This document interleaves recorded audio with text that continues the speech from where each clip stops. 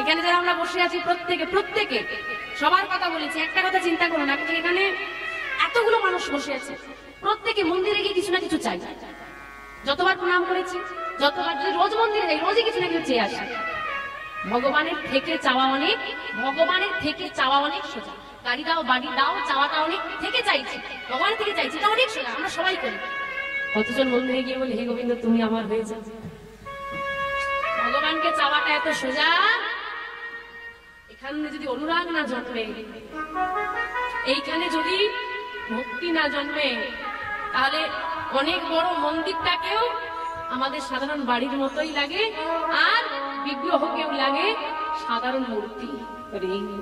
আর যদি এইখানে অনুরাগ জন্মে যায়, সামান্য পথের ধারে ছোট্ট মন্দিরকেও দেখে মনে হবে আমার গোবিন্দের বাসস্থান।